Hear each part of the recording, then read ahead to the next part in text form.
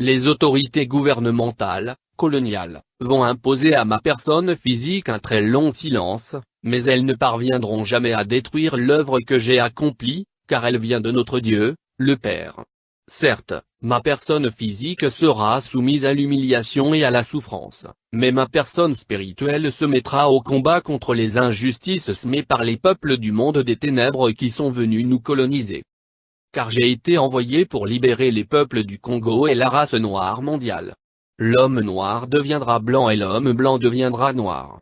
Car les fondements spirituels et moraux, tels que nous les connaissons aujourd'hui, seront profondément ébranlés. Les guerres persisteront à travers le monde. Le Congo sera libre et l'Afrique aussi. Mais les décennies qui suivront la libération de l'Afrique seront terribles et atroces. Car tous les premiers gouvernants de l'Afrique libre travailleront au bénéfice des Blancs. Un grand désordre spirituel et matériel s'installera. Les gouvernants de l'Afrique entraîneront, sur le conseil des Blancs, leurs populations respectives dans des guerres meurtrières et s'entretueront.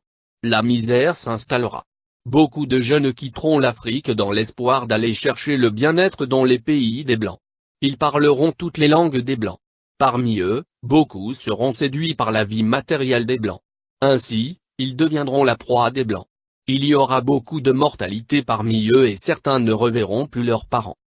Il faudra une longue période pour que l'homme noir acquiert sa maturité spirituelle. Celle-ci lui permettra d'acquérir son indépendance matérielle. Alors s'accomplira la troisième étape. Dans celle-ci naîtra un grand roi divin. Il viendra avec ses trois pouvoirs, pouvoir spirituel, pouvoir scientifique et pouvoir politique. Je serai moi-même le représentant de ce roi. Je liquiderai l'humiliation que, depuis les temps les plus reculés, l'on n'a cessé d'infliger aux Noirs. Car, de toutes les races de la terre, aucune n'a été autant maltraitée et humiliée que la race noire. Continuez à lire la Bible.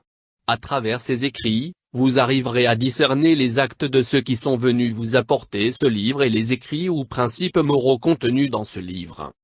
Il faut qu'un voleur soit saisi avec l'objet qu'il a volé.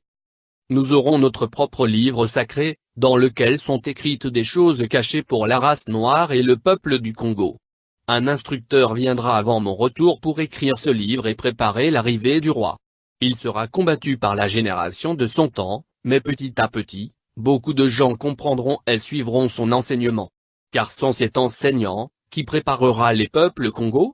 Car l'arrivée du roi sera très meurtrière et sans pardon. Alors, il faut que les peuples du Congo soient instruits avant cet événement. Vous ne savez pas encore ce que c'est qu'une guerre spirituelle. Quand les peuples Congo commenceront à se libérer, tout pays qui osera attaquer le Congo sera englouti sous les eaux. Vous ne connaissez pas encore la puissance de ceux qui sont envoyés par le Père Tout-Puissant. À quoi sert à l'homme de s'attaquer à Dieu si, le jour de sa mort, même s'il avait beaucoup de biens matériels, il n'a même pas le temps d'arranger son doigt? Vous ne savez pas de quoi est faite votre vie et pourquoi vous vivez. Car, exister physiquement c'est apparaître comme presque rien.